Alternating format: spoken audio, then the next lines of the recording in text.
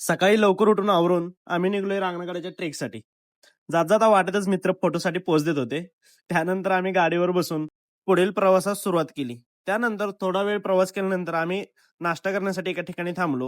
साईडचा निसर्ग तुम्ही बघू शकता किती सुंदर आहे. तरी जाताना अशी एकच आशा होती, कधी तिथं एकदाच पोहोचतोय आणि गडाचं दर्शन घेतोय. हे सगळ्याच्या मनात विचार चालू होते. जाताना असा रोड भारी होता की त्याचा आनंद तुम्ही तिथं जाऊनच घेऊ शकता, शब्दात सांगू शकत नाही.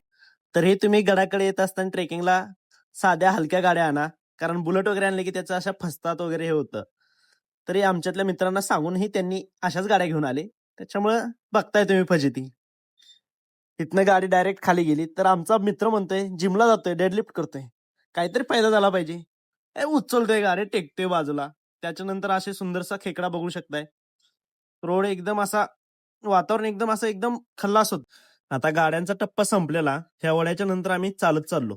मित्रांनो, हा रोड आहे. आम्ही रांगणाकडे चालत चाललेलो आहे आता, कारण आमच्या गाडीने जीव सोडा नाही, पण आमच्या मित्रांनी मात्र जीव सोडा आहे गाडीबद्दल. त्याच्यामुळे आम्हाला चालत जायची पाळी आलेली आहे. विषय कसा आहे, आमच्या गाडी जंगला तुझ्या खुशीत आलोय आम्ही. आम्हाला सांभाळून घे, काय झालं तर काय करू नको. वाघाचं दर्शन तेवढं देऊ नको रे देवा. गप्पा गोष्टी मारत मारत आम्ही गडाकडे जात होतो. जाताना आम्हाला वाटत एक 3-4 रंगाचा खेकडा दिसला. त्यानंतर एक छोटंसं गाव लागतं आपल्याला जाताना, 4-5 ते घरांचं. तुम्ही ते रांगणा किल्ल्याला जाताना बघू शकताय. अगदी पायथ्याशीच हे गाव आहे आणि इथलं वातावरणही तुम्ही पाहू शकता किती छान आणि सुंदर आहे. त्यानंतर आम्ही गडापाशी पोहोचलो. शेवटी इथे गडांचं बद्दल माहिती वगैरे तुम्ही ह्या बोर्डवर पाहू शकताय. ही गडाची पहिली चौकट आहे जिथून आपण मध्ये जाणार आहोत. त्या आता तुम्ही गडावरचा निसर्गाचा आनंद घ्या.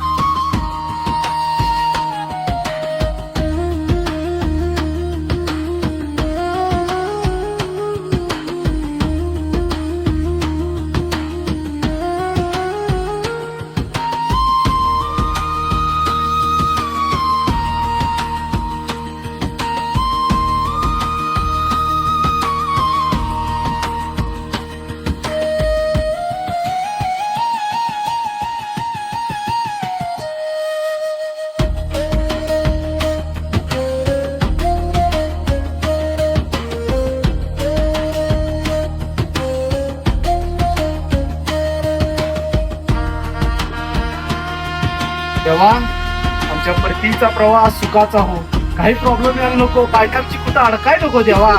गणपती बाप्पा हो.